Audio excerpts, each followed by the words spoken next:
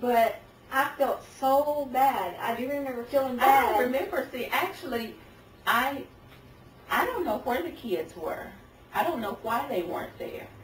Well, actually, I know now why they weren't there, but I don't know where the kids were taken to, because I was working. I was working at Baptist Hospital at the time, and I worked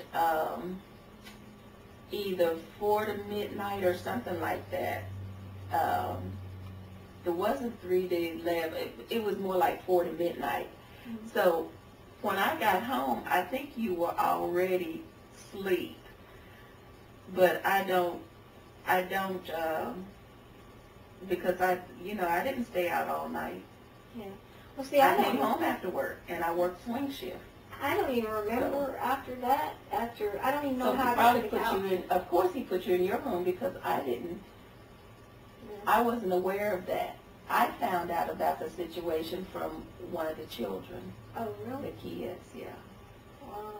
Yeah. And they were kids then. That's how I found out. Well, even then, I felt Because so children bad. know what, Mm-hmm. when adults are not right. Yeah. And so, yeah. And, at that time, I still didn't, I didn't know that had happened until, recently, like the last couple of months when I was talking to Keisha, and she asked me how did me and Robbie get together in the first place. And I told her the story. She didn't realize you were drugged or whatever. I didn't realize it. I don't, whatever he put in it, because, I don't know, you were a trusting kid. Oh, boy. I was a little too trusting, even as an adult. I mean, when you're a kid, that's the way that's the way kids are. They're trusting of adults, even adults that hurt them. And you thought that, here's my brother, because y'all have been raised as brother and sister. Step or not. Because in my family, see, I have brothers that are not of the same mother and father. I had two. And I never said my half-brother or we're brothers and sisters. Yeah. And to even think about the situation that was forced on you, that was not your fault. You were a kid. And sometimes I wonder how my life would have been if none of this ever happened. Well, I don't know, but it'll be nice for you to find out what it's going to be like after you can get out of the past, because it's been so much a part of your life, and you have a good life, but with this dark cloud hanging over it, I imagine that's hard to get out of. I can't even begin to tell you the problem this caused in mine and Richard's marriage. For years, he couldn't come up behind me and hug me because I was Jackson. Yeah. And it started happening to you so young, and I mean, you never got to have your own life. You were always forced to do other people's bidding. Yeah. And the thing that always got me was everyone except for you, and Mabel didn't, but I mean as far as my family, as far as Mom and Brian, he didn't care, but David, he said it's not true. And Don, but they don't know that because they were just little kids. They're no older than my kids. And I was there, and I know what happened. Don knows, too. Don knows. Don, maybe someday Don can admit it, but see, Don was going through his own brand of torture by Houston, too. Yeah, because I remember Don having to walk to MSCO, and it was winter, and Robbie and Jackson passed him up on the street from 36th Street when he picked him up. And that, so he was going through his own brand of torture from all that mess. And, and I don't understand it either, because they all know what happened. Yeah. They all know we were there. But why? We were there. Yeah, so that's my biggest thing. Why was I always to blame? Why did they always blame me? I don't know. My fault? I don't know, They know I was Glinda. a kid. I don't know, because see, they've never asked me questions because they know I'll tell them. They know you know the truth, too. Yeah, they know I'll tell them. About the only thing I get asked is, now how are you related to us now? And I go, I'm your sister-in-law. I was once married to your brother. I'm not anymore, but I was once married to your brother. But other than that, I don't get asked much. Now, there's another thing. I've talked to your mom about it, but she kind of shuts down, so I don't know. I mean, I've kind of talked a little bit about it. We kind of skirted around it, but I don't know. I think she's dealing with her own thing, too.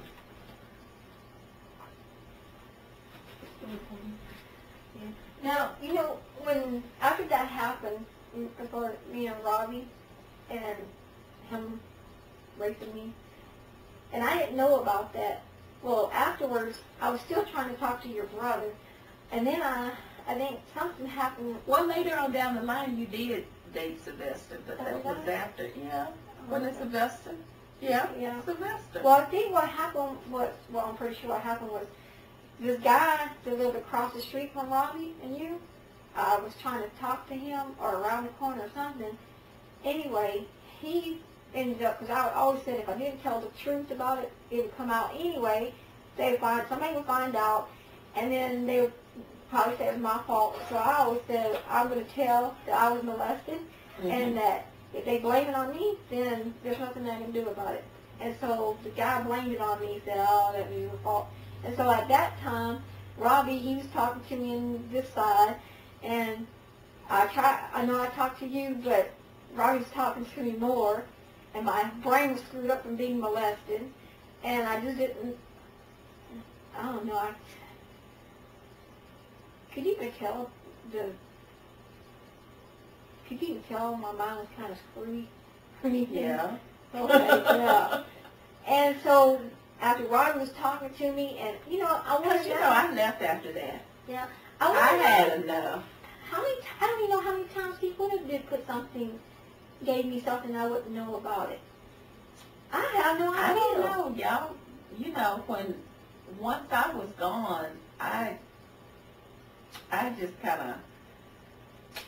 of washed my hands of that. You know, after our little tussle, when I came over there and jumped in and was going, if he would have, jumped him. Yeah. But, you know, I realized that, you know what, she's just as stupid as I was. No more of this. And then one day I came back and talked to you. We sit down at the table in the mobile home, because it was our mobile home that he had moved into the park next to Houston and Pat. And I didn't know that about either one of them. Did you know that? And he had moved it into the park, and I came over after I came the first time. I busted out the window. I remember that. Then I came back, and I sit you down, and I said, look, you're being used. Yeah. He'll never marry you. You said, but he loves me. He loves me. I know we were friends, and I'm sorry. And I said, okay, I understand, but I'm telling you right now, he's never going to marry you. And he's using you. Yeah, and he was.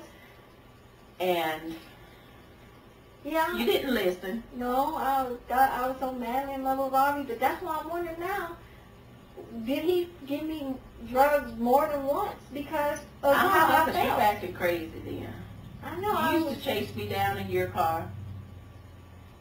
I know I chased Robbie down once. So you chased me down. But I didn't remember chasing you down. And because he was in the car with me, I was driving the Camaro. You were driving that Vega. Now, was that the time? The time that he threw my purse out the window? But it was a couple times, because he one time we came over to the house probably to bring Tasha back, and he came in and you came out and said, I'm not going to use the word, she's out here in the car with you. You said y'all were done, and and then he shoved you back in the car or whatever. And I said, look, I'm not having this. Either you're going to be here, because I'm done. I'm done. And I pulled away. I left y'all there doing whatever. And the other time was when you chased me down in the car. One time you thought he was in there. One time he was in there. Oh, okay. I remember twice. You hit my car. I hit your car? Yeah, you hit my car. Now, The back of my car. He wasn't in there that time. That was when he pulled me out. The other time we was not. Okay. You didn't hit the car. That was when he pulled me out of the car and threw me on the ground. And he stopped real fast, and when I stopped real fast, I kind of hit your car a little bit. Not enough to dent it, so I didn't see no dents or anything like that. But yeah, I remember when he did that. And because the lady across the street, she actually gave the license to the police department, and they obviously called where I was living, and the guy that manager, he called me, or I went into the office, and he said, did you lose your license? And I didn't tell him what happened, that they got like thrown on the ground and all that. Well, he took me to the police department. Well, he already knew though, didn't he? I don't know unless that lady told him. And so I went to the police department and picked up my license and stuff. I'm like, oh boy. But you know what? With Robbie, I tried to get out of that. And every time I would get out of that, he'd come to me and say, oh, I love you, I'm sorry, you belong here. And look how many times I moved back into that house that y'all lived on in the back of 36th Street where Mom and them. On 39? 39, yeah. Look how many times I moved back and forth in that. Because I'd say I was through with him, I don't know nothing else to do with it, and he comes back and do all that crap. I was gone trying to live my own life then. Well, do you remember a day that I was pregnant with Tasha, and Robbie left me there with no food, no car, no nothing? Okay, now that's when I was at the house. I was at the house then. It was after Tasha was born that No, this was before. This was when I was almost 8.5 months pregnant. I know, but I mean, I was living at the house then. You were living there. I was not living there then? Were you living there? Yeah, I was living there. Okay. Well, I was gone I was then. like, you living there too? I was, well, because see, I had just moved back in. But it was at that house. It was at that house that I remember because I moved back in not too long after Tasha was born. Yeah, you and I was moving back and forth. Yeah, that's exactly what was going on. And but do you remember him knocking me down on the ground and driving me by my hair on my stomach when y'all were out there? Because y'all were going barbecue, and it was you, the kids, and I think it was Ken. My kids saw that mess. Yeah, and you were standing out there too. And I kept crying, walking behind Robbie, saying, what did I do? Because he came in and he said, get your shit and get out. I'm like, what did I do? When you were pregnant? Yeah, I was almost 8.5 months pregnant. And he came in and said, get your shit and get out. And I'm like, what did I do? Because I had just went across the fence to the weekend. Okay, you were living there then. Yeah. And I didn't have any Then why was I there? Y'all went there to have a barbecue. And he was barreling copper too. And then y'all were going to have a barbecue or something. And Robbie, can't remember who it was, came in to get my plate. Are you sure that was me? Because, see, I didn't keep coming to help him work once I left there. No, it was you at that time. Yeah, it was you at that time because you weren't standing by the house. You were standing, like, way kind of back. But you for sure it was me. Yeah. Because, see, he brought other people over there then, too. And I didn't go back to help him work when you were living there. Didn't you go to, but y'all were barbecuing. You remember a time that y'all were barbecuing out there?